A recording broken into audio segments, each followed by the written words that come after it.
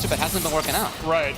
Yeah, I think Dragon definitely seemed to have focused on zoning with Scarlet and has been caught off guard by how good Baraka's zoning Exactly, is. yeah. But, okay. There's the blood ball.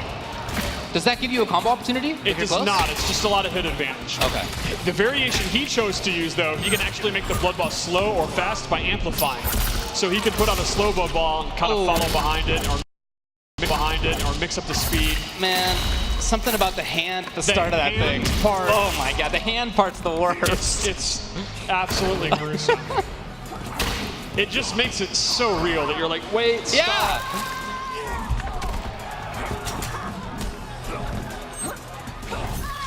Oh, wow, okay, out of the air.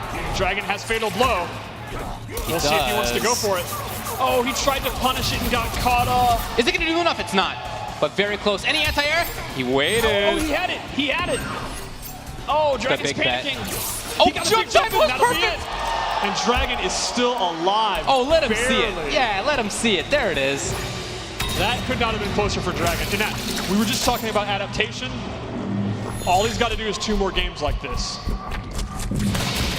Yeah, there was definitely more offense. So, like we said, these are 2 of the best in the world, and they're gonna adapt on the fly. Right. They're gonna change. Now we'll have to see. Does Tweety have anything beyond that mid-range and throws? This will be our first competitive get into meta 2, maybe.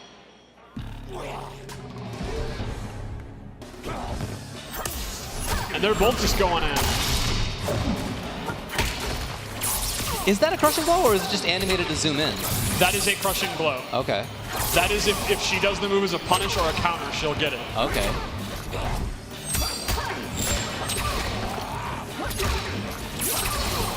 I see, yeah, not an overhead, but just super useful in space control. There's also a very far version, a low, close, medium, and far, so it's great. Okay.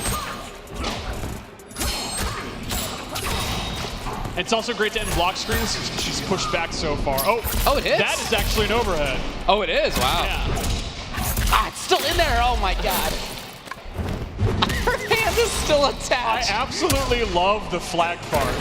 My favorite thing about the flag, if you can listen, is there's a war drum or a war horn every time he puts it down. Yeah. I like to imagine he has a Tarkatan like war band, got like a hype man right in the foreground that's like Mad Max Fury Road, that dude that's just playing guitar, like that's his job. Baraka has one of those guys.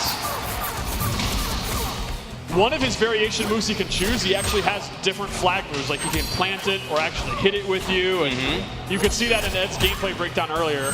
Yeah, I was trying that out. That gives extra damage onto buttons if he's near the flag. You can really radically change your character with the variation system. There are all kind of wacky moves, like... Oh, you mentioned it earlier, but Baraka also has a command grab variation. Yes, Baraka has a mid-screen command grab where he actually jumps and leaps at you. And he can choose to equip that if he wants. Scarlet has several different debuff and buff moves. She can make it rain blood from the sky, and if she's standing in it, she gets a damage boost. There's all kind of variation moves you can choose from. There you go. Oh, come on, man. Okay. And Tweety's going to take it. It was a pretty close set towards the end. It was, and like we were talking about, we did start to see some adaptation, but it just wasn't enough.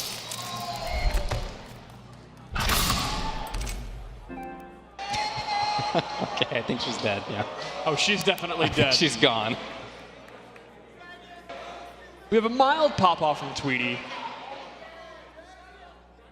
Yeah, like you were mentioning before, you know, he and Dragon have had different paths. Dragon hasn't been playing quite as much in the last year. Tweety, the opposite. I mean, he's been grinding, and he did fantastically in Injustice as a result. But the wonderful thing about the tournament scene is there is always a next day, and Dragon is a pro. He is back. That means he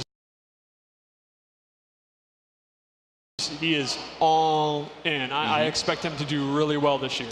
No doubt. I think for both of them, yeah. Right. We have a replay. Let's go back and check it out.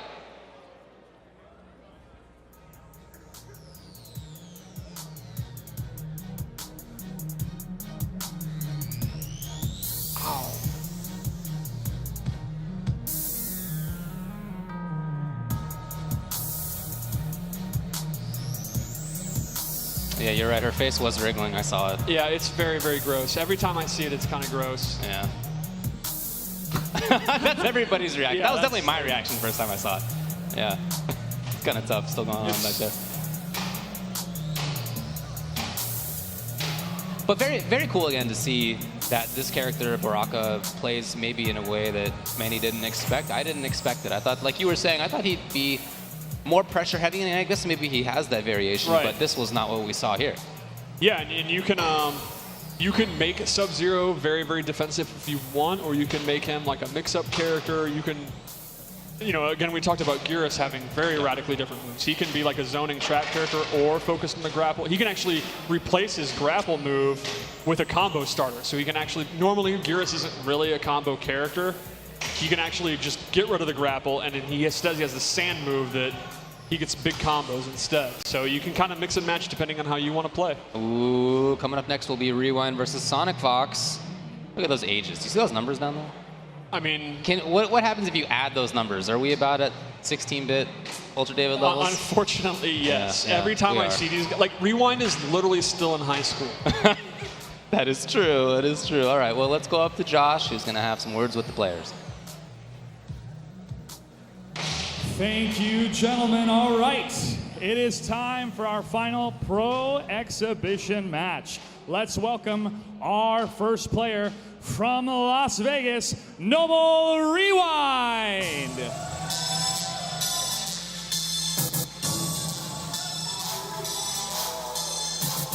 Rewind, we've seen your career explode these last few years with Netherrealm Games. Are you prepared to continue going up and up and up in Mortal Kombat 11? I expect myself to rise to the top. Number one. Number one, take a seat. Let's get ready to bring out your opponent. Ladies and gentlemen, from New York, the current reigning champion of Netherrealm titles, Echo Fox, Sonic Fox!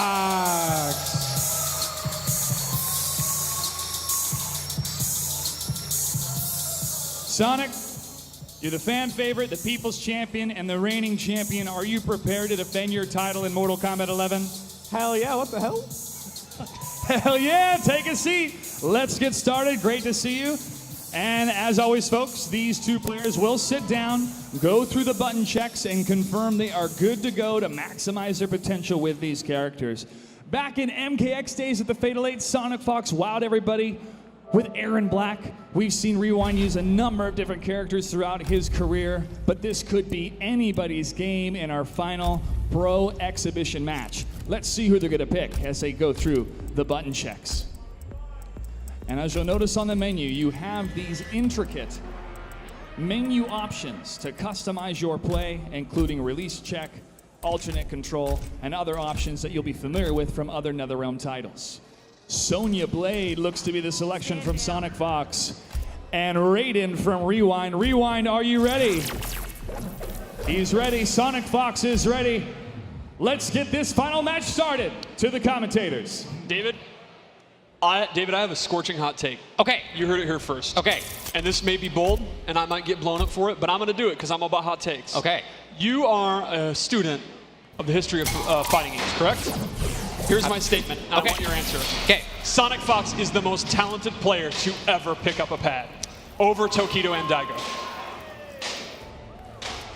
Raw, I'm not saying length of time playing, results, just raw talent. Look, give me a few more years. Give me a few more years, and I'll let you know the answer to that. But right now, yeah, he's on the very, very short list of all time. Absolutely already on that list. That said, if there is anyone that can beat this guy in another Realm game, it is his close friend Rewind. Yeah, they play a lot, for sure. These guys play constantly. Yeah. They were the grand finals of the Injustice 2 Pro Series grand finals.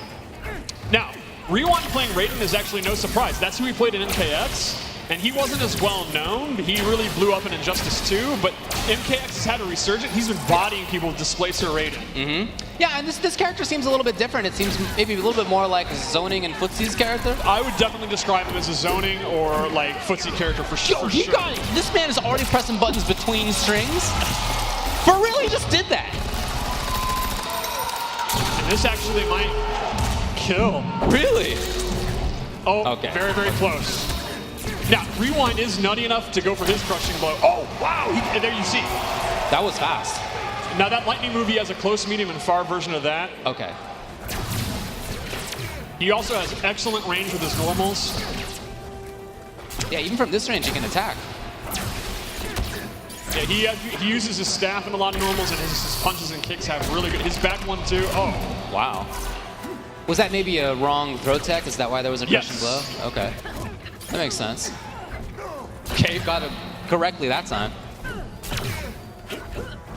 Now, Sonya is a good pick for Sonic Fox. She, unlike a lot of characters, she doesn't use a weapon, so her range is some of the shortest in this version of the game, but she makes up for it with really, really good mix-ups. She has like a very long move list, and she has a lot of overhead and low mix-ups. They're all unsafe, but she makes you guess constantly. Like, her back 1-2 there, the second hit's an overhead, and then she has a low to complement it, so she's very much a high-risk, high-reward mix-up character, and Sonic's so good at predicting how you're going to block and mixing you up. It's a great character for him. That definitely makes sense to me. Unfortunately for Sonic, he's having a lot of trouble actually getting going because Raiden is so good in the mid-range.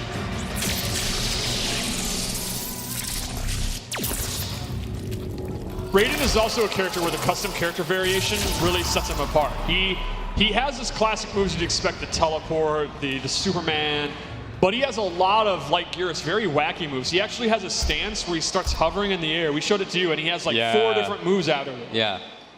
He's got a move that's, he actually puts his staff into the ground and it's planted, and then he can do his lightning moves to bounce off of it. A lot of kind of trap or setup moves if he chooses to use those.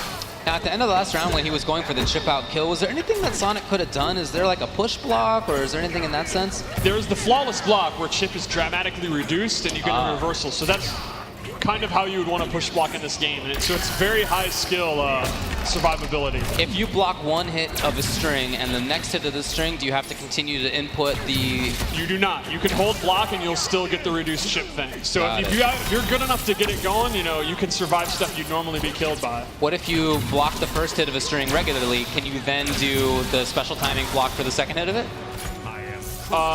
It depends on how big the gap is in the string. Okay. I can't remember off the top of my head what the frame, you know. Okay, The nerds can look into that minutia later. And, for sure.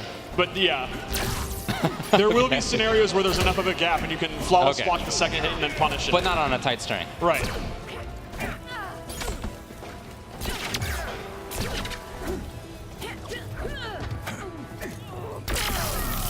It's a pretty slow chase down for Sonic Fox, as you can see. I mean, those buttons out of Raiden are big. Right. Yeah, very fast forward movement.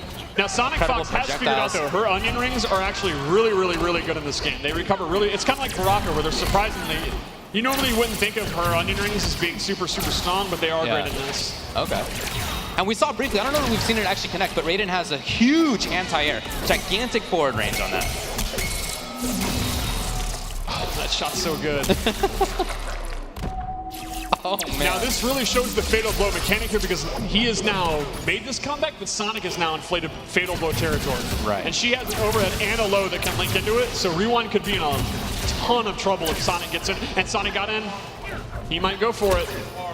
Keeping it safe, No, looks he's like. just going for the pressure. Oh, there he went for the low. Was that a low? Yeah. That was a low, yeah.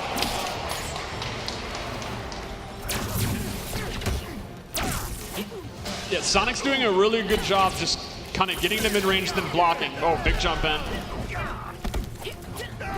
Target down. Okay, let's Now see what he got. how Rewind tries to get out of the corner. Dang, look at the damage Oh, already. the short hop!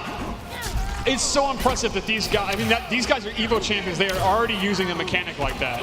Main combat out of the rings. Oh. Yeah, but Rewind can't afford that right now. He's too low on life.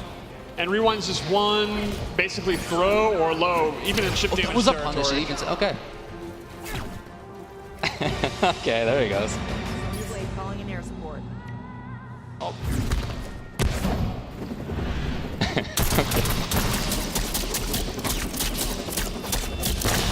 My favorite detail here is the intestine attached to the blade. Now, since we've been seeing a lot of projectiles, talk to me how the flawless block works against projectiles. Basically, it's exactly the same. If you block it, you know, at the last second, you're not going to take the chip damage. You're going to recover a lot faster. So you could definitely use that if you're really getting zoned out to block one perfectly. And obviously, it'll be easier to flawless block a projectile since you see it's coming.